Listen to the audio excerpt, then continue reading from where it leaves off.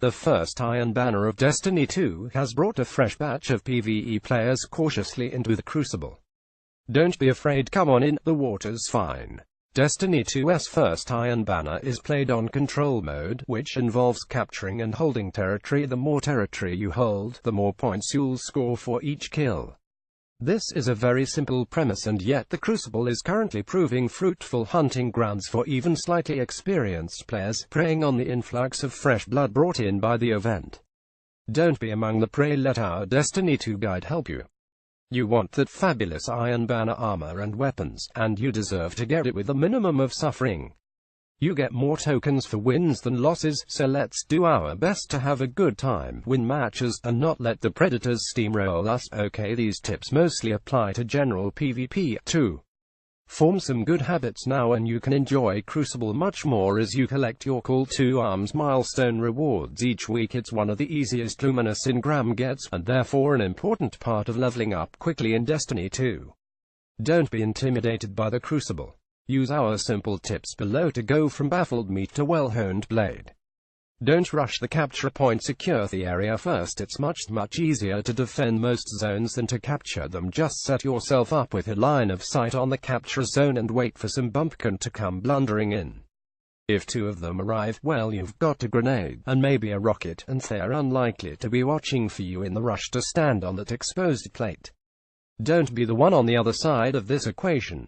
When you approach a zone, consider the sightlines. Is there a Guardian or two or more just waiting to ping you? It's well worth the extra second or two it takes to detour around nearby cover and shoot a defender in the back of the head so you can capture your zone without taking fire.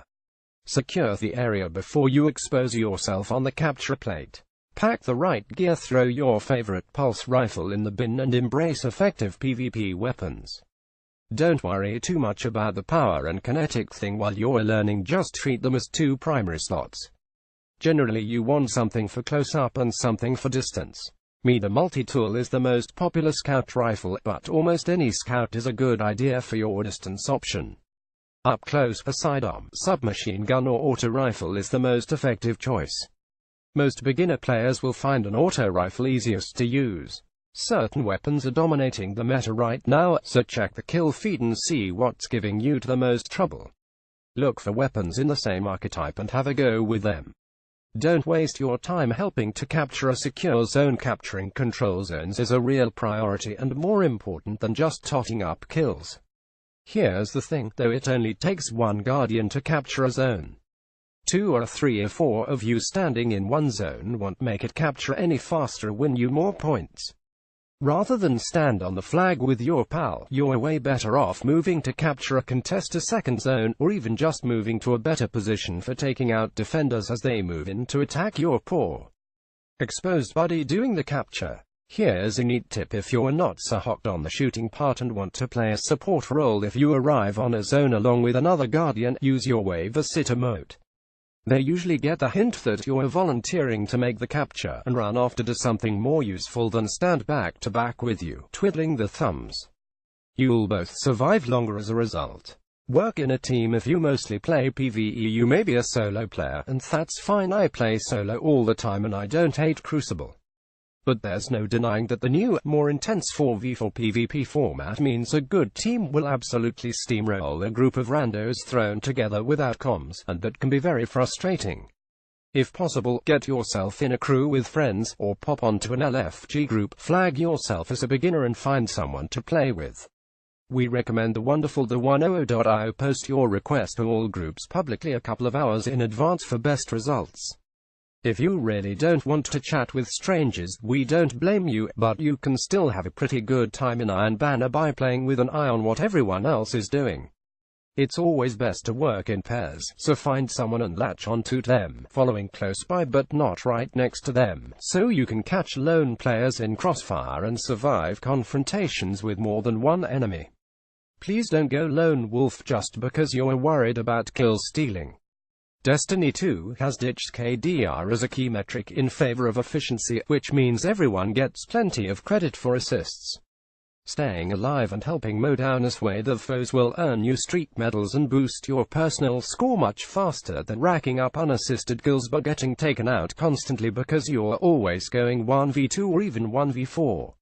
There are times when it's worth sneaking off alone and trying for a third zone. If you know all 4 enemies are engaged elsewhere and your team is holding them off, you can sneak the spawn zone for a cheeky point boost. Most of the time, it's just spreading yourself too thin, leaving your pals undefended and risking obliteration. Aim to hold 2 zones at all times. One of the best tactics in Clash is to roam the map in a circle as a team, taking out everything you find. In Control, this isn't as effective as the 4 of you are taking A, the other team is taking B and C, and even if you leave one Guardian behind, by the time you reach B it's likely the opposition are moving on A. You get twice as many points for a kill when you have zone advantage. Hold 2 zones, so unless you're very, very good, you're almost always going to lose if you focus on one zone at a time. A match between balanced teams will generally see one zone held solidly by each, and a constant shift back and forth of a contested zone between them. There's usually one zone on each map that is less easy to defend, which quickly becomes the focal point of a good battle. Ideally, you'll want one Guardian on each of your 2 held zones, and 2 roaming between them to respond to the enemy's attacks. If you're not on voice comms to arrange this, just use your sense. If you arrive at a captured zone and find someone standing guard and no attackers in sight, roam back towards the other zone, keeping an ear out and an eye on your radar, or stand guard if the other Guardian takes to the heels. If you see a threat approaching on the radar, fire before you even catch a glimpse of them, so your teammates know to come running. Don't die. This seems obvious, but if you're new to PvP, the very best tip is to forget trying to earn points and focus on not giving them away to the other team.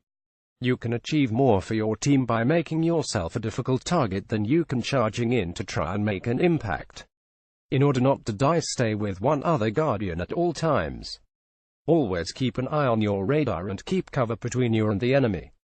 Always shoot from near cover so you can duck back in if you take a hit or 2.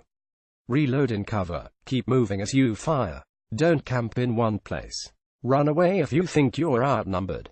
Not only will this prevent you being a burden to the rest of your team, it'll help you learn the maps and how the game is played while you do so. Consider it an apprenticeship, and enjoy the fact that your efficiency score goes up as you rack up assists and streaks from just not dying.